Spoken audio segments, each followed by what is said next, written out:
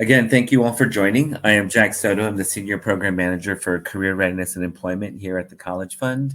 I am Navajo and Cocopont. I was born in Gallup, New Mexico, and grew up in Yuma, Arizona. Um, I've lived all over the country for the most part. Just as we sort of get settled into thinking about careers and professional development and professional endeavor, I guess, kind of in general, or a professional path, I I just will tell a little bit of my story so you get a feel for how I've sort of landed into this position. I initially, I in our team we have about 20 people, and not too long ago we asked everyone about their professional, when they were younger, what did they want to do, just to learn if the team itself had sort of done its own exploration and things in its path, if it planned and if it was conscious of making decisions about the professionals that we wanted to become over the years. And out of the 20 of us, there were only two of us that actually did the things that we thought we would do as children, and I was one of them. I wanted to own my own restaurant and I wanted to become a firefighter. When I was younger, I had an opportunity to work as a forest firefighter for a number of years. I had a bad employment episode, which turned into a learning lesson for me, and it just was. I know that's not need to share, but it was just one of those things where I'd build a trust in a person who was my supervisor, and then that went all awry, and it was unfortunate. I still, I'm now in a space to work with the Forest Service to talk a little bit about what that experience felt like and what it looked like, and just even thinking about our DEI work and thinking of pathways to employment for people of color in general. I also went and wanted to own my own restaurant, and by the time I got to the point of being able to do that, I hated people so much that I didn't and I couldn't. So I stopped and had to renegotiate like what it is that would have been a meaningful sort of like endeavor. And I began to work in higher ed, and over the years it's been tough, but it's also been very, very rewarding. Um, got a chance to work with Manny. He's one of our ambassadors, but he's also, he's just been a great example of watching individuals sort of take on their identity and the things that they need to grow into and struggle with on the day to day to develop a pathway that makes sense to them. And it always doesn't sort of pan out the way that we in quotes want, but sometimes it does. And today I'm going to walk through a little bit of like the journey of, well, it's sort of a planning schedule of how this could be useful for you to think. It's not necessarily saying like doing all of these things will help you find a place to sort of land or exist, but what this model does is really help you to ask yourself some really good critical questions about what does the next step look like for you. So the model itself is centered on this value structure. In the middle is reciprocity, which is based upon values and service. Values are basically like I would like to work with elders because I have a very high need to take care of them. I have a need to provide for them. I have a need for being responsible for that individual who is in that space, or youth, or whatever. So you're looking at like, what do you know about yourself and your values, and the things like I like candy, I like entertaining, I like clothes. All of these things sort of hold a very interesting structure to who you are. And then you put it into service and sort of thinking like what do I want to give back? And that becomes a very hard question sometimes, because we only think of that community space, but there's a lot that has to be considered when thinking about giving back. And that's yourself, the world, the environment that you're in. And there's always just a very fun, conversation that emerges as you sort of grow within your professional self. Ways of being are basically your worldview exploration, trying to understand who you are, what do you know again about yourself, admitting some of your challenges and sort of being very interested in sort of growing and from where you are. Storytelling is, there are two things. One thing that we learn working with our students is that there's always a storyline that emerges, which is pretty detrimental and pretty grounded in feeling negative about yourself. And so what we try to do is to get individuals to think more about the other side of that story. Working with our ambassadors, and I'm glad that, Manny brought it up today, but one thing is that when we asked the students to tell us a little bit about themselves, most of them talked about the horrific side of who they were as individuals and what they've sort of like gone through as rites of passage, maybe even sort of through the fire. But what we wanted from them and which we coached them to think about is like, now that you're on the other side of some of these challenges, like, what have you learned? Who are you? What can you tell me about all of the skills and all of the capacities that you have brought with you through that fire, through that challenge, through the next iteration of self? Because you constantly do that and you constantly grow. And then relationality is a construct that looks at, who am I? What do I know about myself? And how do I think critically about the things that I want to learn? So let's say that I want to cook, but I don't know how to cook French food. So then you would go and you would learn and put yourself into a situation where you can learn how to cook French food. And it's sort of that same thing over and over again. I want to be helpful to my community with water. How do you want to do that? Well, I want to become a water scientist. Well, what kind of water? I want to study lakes. So then you go and study lakes, or you go and study, big bodies of water, or you go and study the ocean. There are any number of ways that sort of comes to fruition, but it's like you take your interest, you take yourself, and you move it forward into some very direct way. And then ways of knowing. I have research here, but it's actually mentoring that I've settled on, and I'll change that language in this presentation. But ways of knowing is not necessarily about demonstrating your capacity to know. It's more about sharing and thinking back in that space of reciprocity. The things I've learned have been helpful for this reason. The things that I want to tell you about the path before you is this. So you're not centering your capacity to be a knower, but you're centering your capacity to say that I have seen, I have walked through a couple of things that I think could be very useful for you. And then you give that information, that capacity back to an individual, and you share it. And that's the demonstration of like, I am not wiser than you, but I do have some wisdom, and I would like to give that back to you. And then you go back and you do this over and over and over again. One thing's in this image that I didn't put into the middle here, there is a constant sort of rebirth and a dying. So you're going through decision-making factors, and every time you make a choice and decision, you have to let go of something. And then in that same iteration, you're healing from letting go. And you have mentors and other people to support you through that, through that pathway. So here is, I've sort of explained it, and these are some questions that you should, take a moment to sort of think about. I'll give you just a couple of seconds just to sort of, as I write them down, think, what do you know about yourself? So think about like, what is it that you really have a high energy moment about? Is it music? Is it food? Is it water? Is it the desert? Is it trees? Is it the sky? Is it the air? And then like, what do you want to give back? And how do you want to give back? The moment of understanding, like, I love water and I want to give back and I want to be supportive to water. Making that a very solid statement, and then that sort of moves in, because you're like, now what does that mean? And like, what makes you happy? I love being in the water. I love being near the water. I love drinking water. What motivates, energizes you? I love being in the water because when I'm in it, I feel alive. I want to make sure that other people have that capacity to sort of feel alive in the way that I do. So those are sort of the ways that you sort of center some of the ideas that you have. And then, as you begin to sort of think about that construct of, in quotes, water, you begin to sort of think more clearly and more intentionally about like, what is it that I do want to give back? Trying to drive your own, human nature. Because what we find is that most Native students who are in school, primarily in the college level, are wanting to give back to their communities and be supportive.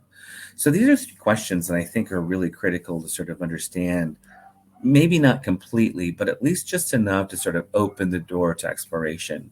What do you want to give back to the world? What does that mean?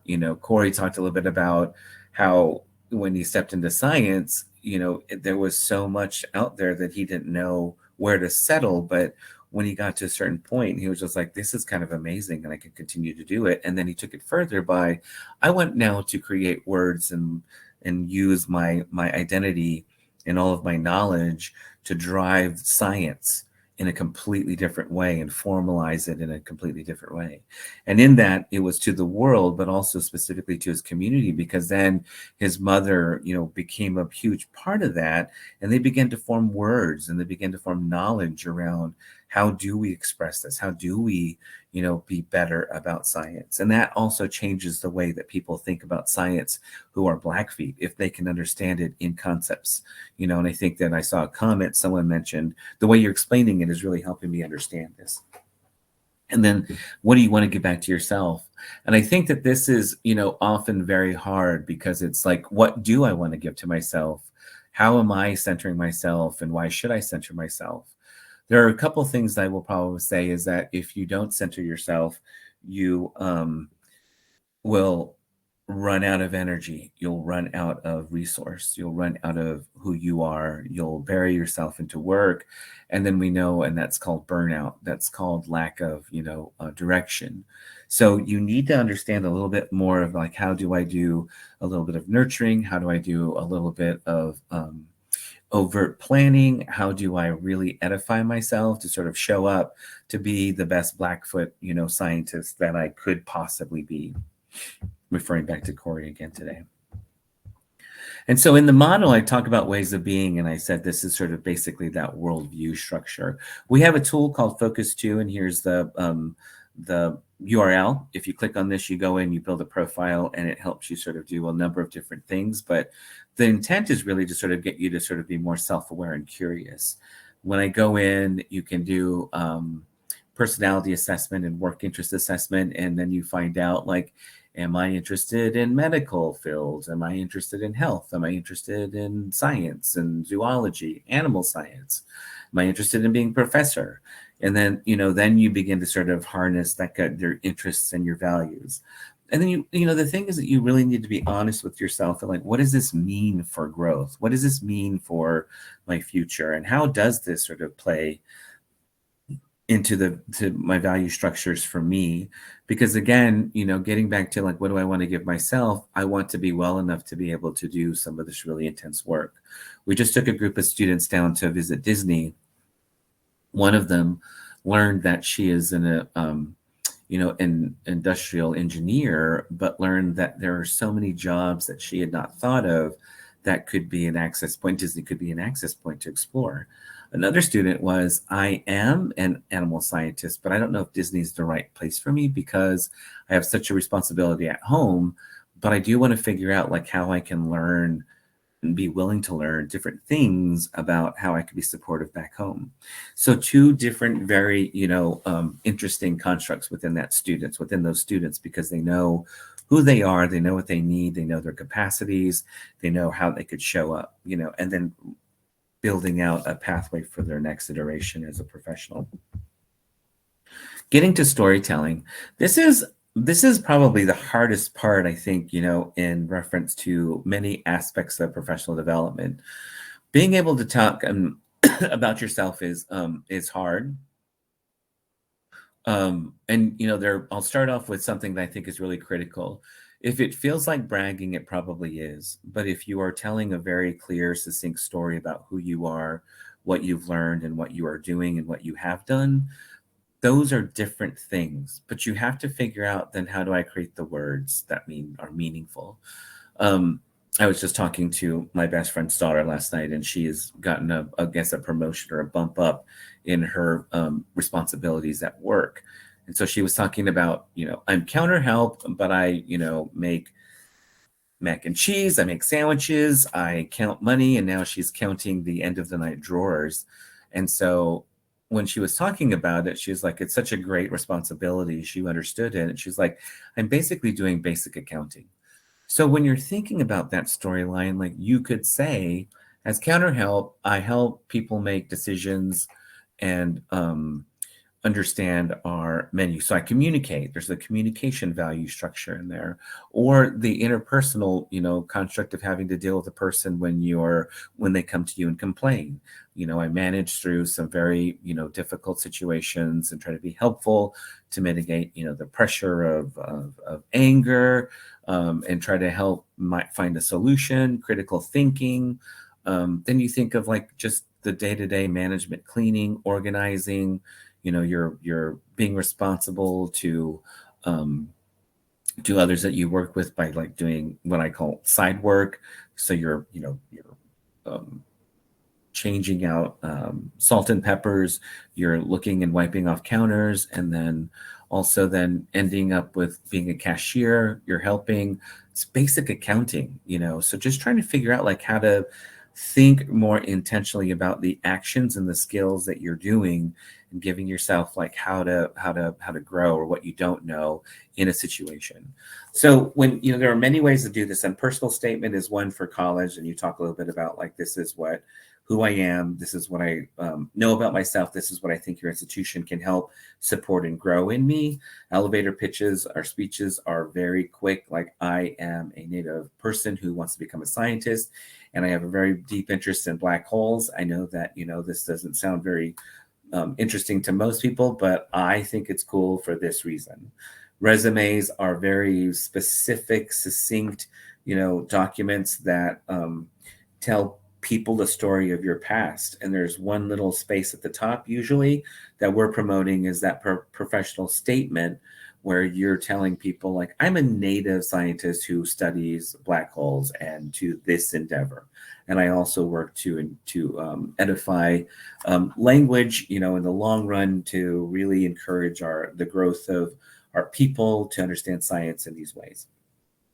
And then getting to your cover letter, just looking at the things that are, I guess, critical to any job that you're applying to. So let's say that you are working at one restaurant, you've done all these things, and you're looking at working at another restaurant as a manager. So you could talk a little bit about like, while I worked here, I learned these things, and I have want to take it to another level. And so I'm looking and hoping that you could be helpful by helping me grow in some places. But this is what I know about myself.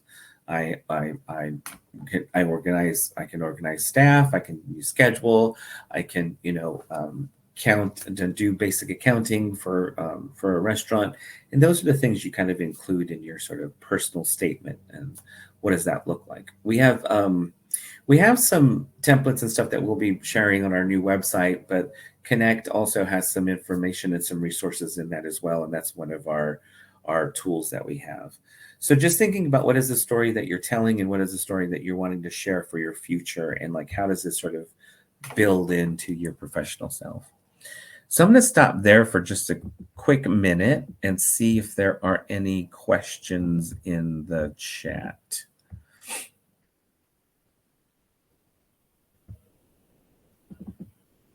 All right, great. I'll go back to sharing my screen then. I'll go back to the full screen if I can.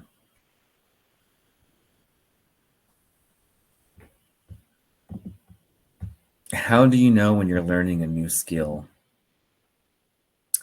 That's a really great question. What I would say is there are two things. There are two ways to approach it. One is knowing if you know something or if you don't know something. So let's say that I can do basic accounting. How do I manage a budget? There are two different ways of approaching that, because you can go in and you can look at a list of numbers and sort of put it together, build something that says this is where we are. But then to go in and say like, okay, we only have $100. Like, how do we go in and we organize all of these items to do whatever? So there are different approaches to like how you work with money, how you work with dollars. But knowing, when you know and when you don't know is probably the most critical part of like knowing when it's a new skill. um, and this, stepping into, I think that, school plays an important role in that. Internships are a really key component. That's what the purpose of internships is, not necessarily to demonstrate that you know things. And I think that's the hard part for people, is that they think that they go into an internship to say like, this is who I am, when really you're coming into an internship to say like, I don't know anything about this, so can you be helpful? And that is a very fun part of the great sort of capacity to sort of like, grow. But that, I think that's a really critical component, is sort of being able to step out of yourself to know like you know it or you don't know it, which is actually part of the next slide. Was that helpful, Manny?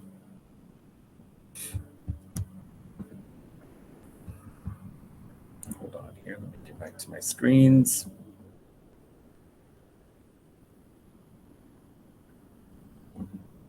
So with relationality, this is kind of where Manny was in that question. This is a place where you sort of question yourself enough to be able to sort of grow.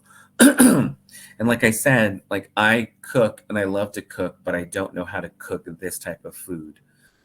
When you explore that knowledge of who you are, that is when you sort of do that growth. I am capable of managing a staff of 10 people, or I'm capable of managing a staff of one person, but I want to manage a whole team of 10 to 15 people. I am able to, cook for McDonald's as a person who works the line and making hamburgers, but now I want to go and work for a fine dining restaurant. When you see that shift and you're making that really specific sort of adjustment, like that is the thing that I think is really critical to this space, because then you begin to understand a little bit more about who you are. I want to do policy for my people, but I don't know what policy means. So I can get a job as an intern working for the state. I can get a job working for the tribe. I can get or an internship working with the state, tribe, or city. I could get an internship in DC, and then you understand policy enough to be like, oh, I don't really like to do any of that. I want to be helpful to people finding jobs. I think I'm going to go into HR. I have no idea what that means, so I'm going to go and do an internship in HR. Then you realize like, oh, HR has nothing to do with people and being a people person. So that's the thing that I think is really critical about just that one question. Like, how do you know if you're building new skills and new knowledge? You put yourself into play, into practice. Again, being honest with yourself and integrating this really, understanding of decision making and trust building, um, which is putting, putting yourself into a space of like, this is going to be difficult, or I don't know what this is going to feel like, but it might be difficult and I might hate it. But you have to see it through enough to know this is what I could learn from it. I had one student where, she was an intern and she came to me, and all of you are very young. Most people are very young when they come into the space of with me into the interns, environment where they're like, this internship is not great. It sucks. And I hate it. And people there are not helping me grow or learn. And my response was, well, that's unfortunate for you because I'm not moving you, because I think I can offer you some really great learning opportunity. And then, it turned into, it really was a space that was really hard for her. And I was just like, okay, well, now I would be willing to move you. But she was like, no, I'm going to stick it out because I think you're right. I'm learning a lot. I've really been I'm too young to know what I know and what I don't know. So let me just sort of run the course. And then years later, after she graduated from college, she got a job specifically in that same environment where she was interning, and then said, I'm so glad that you made me stay there, because now I'm actually in the situation that I had to struggle through, and I have a plan, a solution, and I can move forward through it. So that's the thing too, that you have to realize, is that internships are not there again to sort of help you be something. It's about exploring like the nature of who you are and the places that you want to grow. And then getting into the ways of knowing, like then you become a part of this experience for other people. As you begin to understand who you are as a person and as a professional, and all of the knowledge that you have, like there is a responsibility to that. Like you need to share what you've learned. You need to share what you can to help others find their way. That's a part of who we are as Native people, and that's the one thing I love about this. And again, it's not about demonstrating your capacity to know, but demonstrating your capacity to share what you know and edifying others to sort of be more helpful, to sort of help them grow and sort of manage their own way. I use a very strong word here, which I still love, manipulating education or learning to promote ideas. Because, there, when you get into the academy and when you get into the world of learning, like they teach you how to learn. But then when you come back home and then when you begin to sort of like think about the ways that this makes sense for your people and for your family, for your friends, like you have to make a very critical decision about how do I express this? And Corey did a really great job this morning of saying, okay, so I'm a scientist, but now I want to get these words into Blackfeet. And I want to get this thought, this theory, all of these concepts into Blackfeet so that it makes sense to more people who are like me. And that is the fun thing about manipulating the education and learning capacity to sort of be able to promote your ideas, to grow them. Finding your capacity to understand that I do know things and I'm capable and I want to move forward to sort of help develop the world around me. And then, as I said before in that image, you do all of this over and over again because you find that your entry level positions are going to be different than management positions are going to be different than leadership positions. And as you move through the professional realm, most of these things are always going to pop up. You're always going to have conflict. You're always going to have to find out, like, do I know anything? Do I have to learn? You're going to have to be a constant learner. You're going to have to be someone who can adjust and change over time. You're going to have to sort of step into the weeds. When you work with tribes, like working for your tribe is different than working for a tribe that is not yours because you're not the same people. Same thing with an environment. Going from a fast food restaurant to a fine dining restaurant, very hard. So you have to sort of think critically about, like, what am I wanting to demonstrate and sort of share with myself and with the world as I move forward. So I see a couple of questions in here, and I think we have a few more minutes. Let's see. Christine, you said, I'm going to stop sharing my screen because that's pretty much the end of my presentation. So I'm going to let go of that and just be on screen. So Christine, I currently am working on my CV and resume. My old resume and CV is lengthy, so I'm reducing the information. Listening to you, target, being specific, I like that, but how?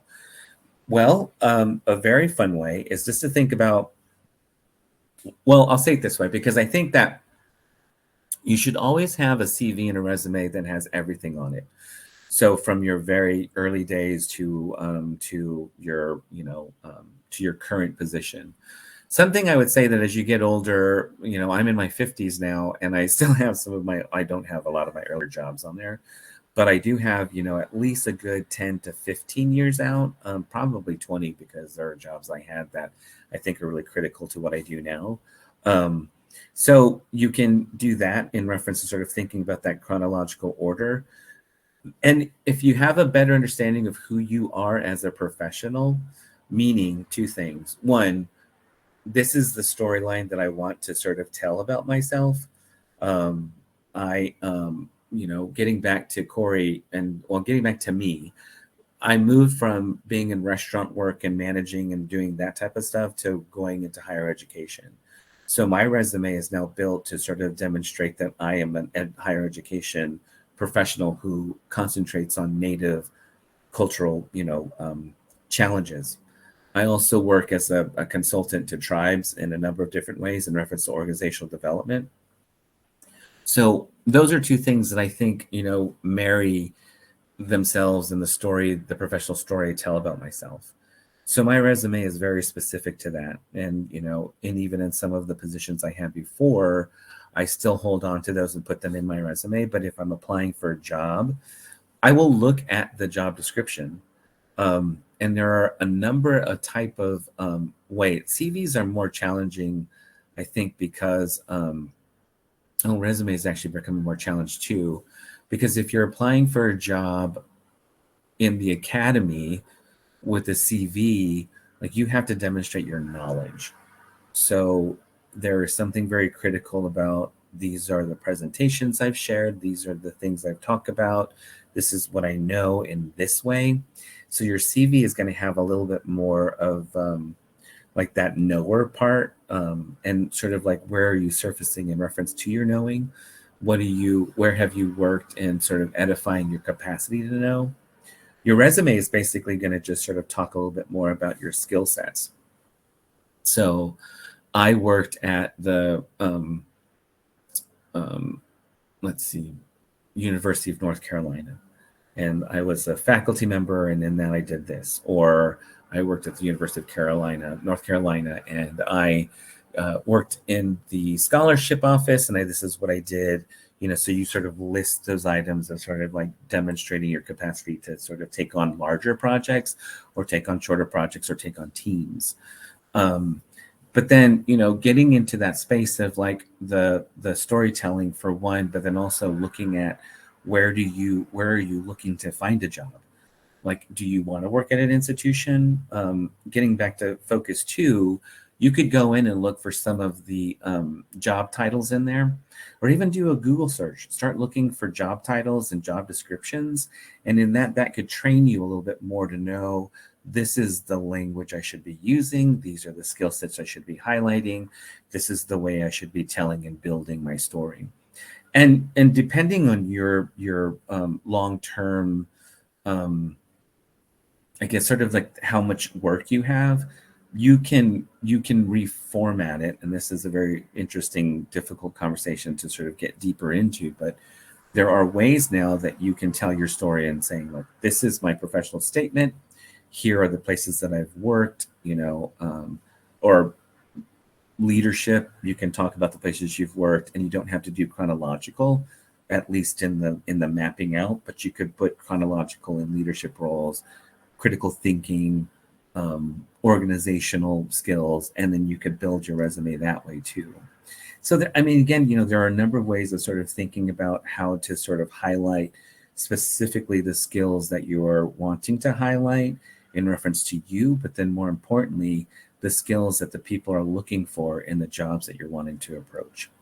Is that helpful, Christine? Because that's a lot of information, but you can reach out to me too, and you and I can have a more specific conversation about this. And here's my email.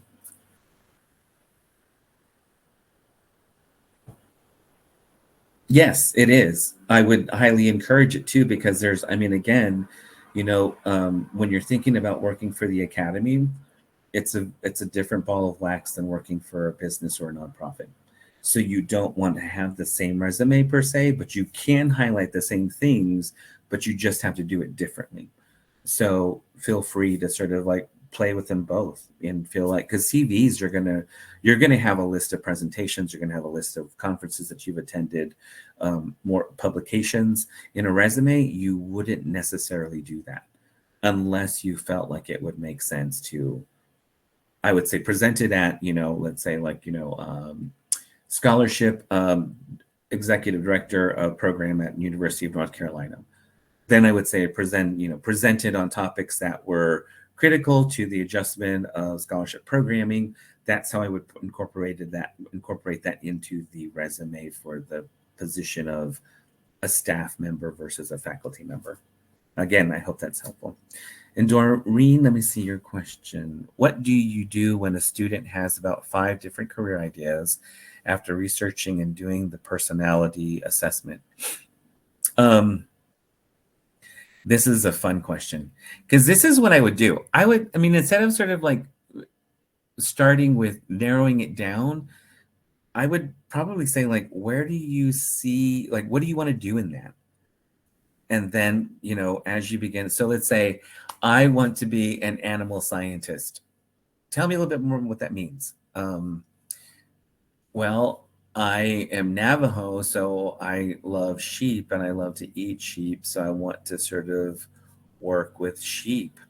Well, do you do that now? No. Are you sure? Oh, well, I go to my grandma's house and I herd her sheep. Oh, well, tell me a little bit about that. And then you begin to sort of harness the idea and you pinpoint that action. But it could be, I'm Navajo. I want to work with sheep, but I don't. Well, let's see if we can find someone to give you an opportunity to go herd sheep. I'm sure there's a grandma or an elder somewhere around here that would let you do that. Then they learn a little bit more about what is that experiment or experience feel like. And then it's not your responsibility to manufacture an experience for everything, but there are so many ways now that you could use the internet to sort of be helpful to that. There are so many people available. Like on Connect, we have a tool. Well, I mean, that tool was built to do networking. So let's say that the person has an idea that they want to be a fashion designer in New York. I don't think we have anybody in there right now, but we did for a while. But they could go in there and they could find a fashion designer in New York, or someone who is a fashion designer or working in the artistic community in Los Angeles, and then Manny would pop up. So there are resources out there, and then you work with them to say like, hey, here are 3 or 4 questions you can ask them, like, what was your job like? What did you do? How, like, was it fun? So don't make the questions like really lofty. Just make them like really interesting. Like, so in working with sheep in, Dallas, Texas, what did you do? Or are sheep different there than they are here in New Mexico? You just sort of think about the ways that the student or that person is thinking, just to give them an opportunity to not be shy about telling you what they want to do. Because that's the thing you want to encourage. Believe me, the hardest part of working with college students now is that nobody allowed them to explore everything that they wanted to do. So the thing is that when they come to me and say, like, here's my career path or my career idea, like, it is hard for them to step out of that box and say, like, do an internship, because they're like, oh, I'm too tied to my responsibilities. I feel like I'm going to fail. They're building all of these reasons to not put themselves into curiosity space, to grow, to be, something new, something different, and just sort of, explore the things that I think could be critical. Was that helpful, Doreen?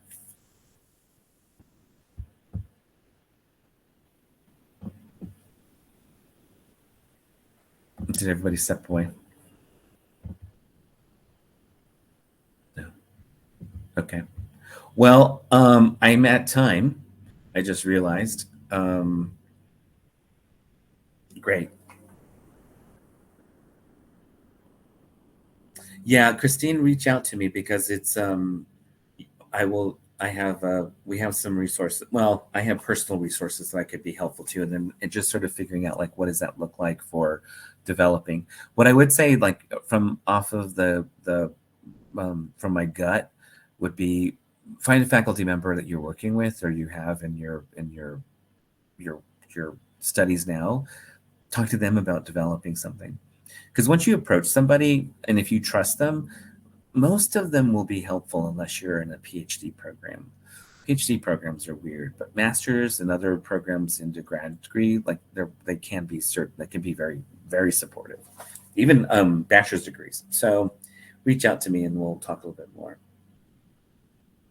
Yeah, and I think that that would be another opportunity to sort of figure out, again, in the groups that I run in higher education, we're all centered on that, and many of them are trying to promote the idea of more natives writing means more natives who will see themselves and will move into higher ed, which is very true. So I think that, just trying to figure out, like, um, how to sort of find those people and those connections. Again, it's just sort of networking and going to conferences and finding them.